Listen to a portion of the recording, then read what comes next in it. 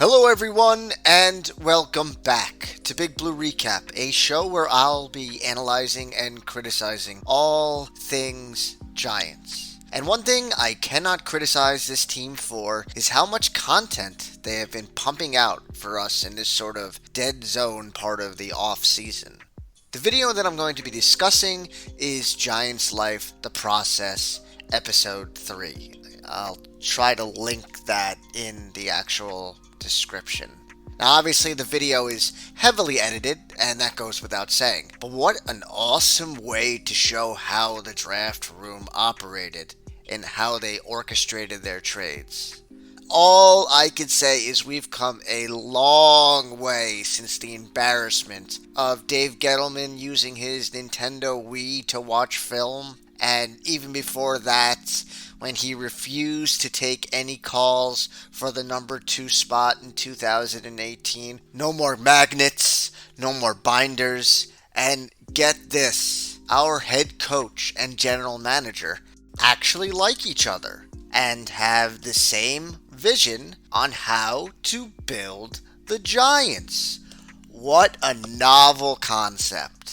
Now, there are a couple things that I want to go over. It seems like the Giants were becoming active around pick 21, right after Jackson Smith-Njigba was drafted by the Seahawks. I believe Joe Schoen was trying to get up to where the Chargers were picking. It sounded like he wanted to trade our first and third for their first and fourth. I'm assuming that the Chargers countered, and you can see in the video that it seemed a little too rich for Joe Schoen. Then it seems as though the Giants were trying to trade up with the Vikings, who ultimately decided to stay put and pick Jordan Addison, a wide receiver out of USC. Now, maybe it's because I really liked Addison as a prospect, but I thought this was a bad pick for the Vikings.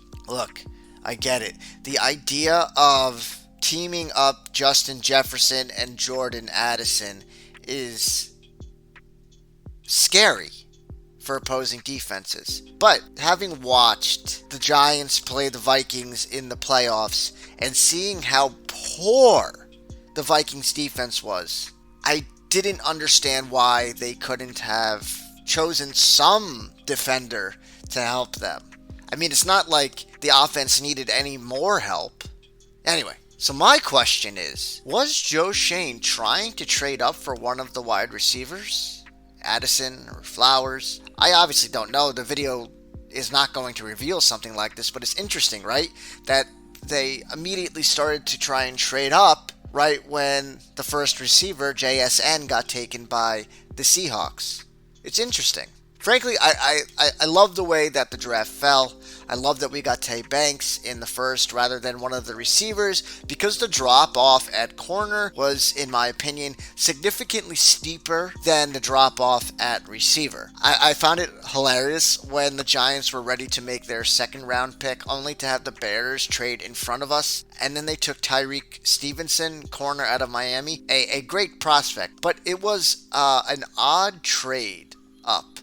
Maybe the Bears were nervous that the Cowboys or Bills were looking at Stevenson, because otherwise it was an odd trade.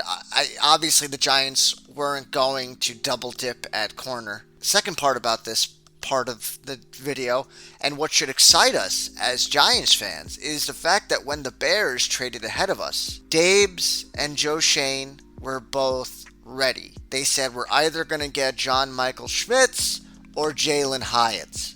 Now, as an organization, we have constantly gotten snake bitten by teams trading ahead of us, and we always seem to get caught with our pants down. Of course, we end up with Eli Apple or someone like Kadarius Toney. It just kind of feels like when things don't go the way that our front office thought they would go, our general manager had this hat of prospects, and they would just pull out a name and call it in. But not this time.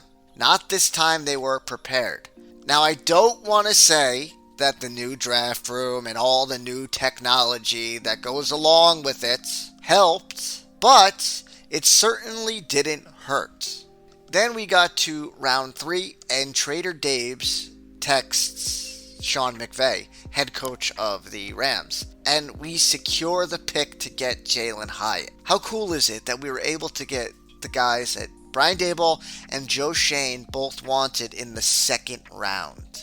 It's just an exciting time to be a Giants fan all around. DJ extended, Dex extended, a solid draft, a great front office, reigning head coach of the year. And if you're looking for my take on the Saquon Barkley contract situation, I'll link my video at the end of this where I talk about it. A spoiler alert, I don't want the Giants to sign Saquon Barkley to a long-term deal. It's my opinion and I'm sticking to it. Thanks so much for watching. Be sure to like, comment, and subscribe for more Giants and NFL draft content.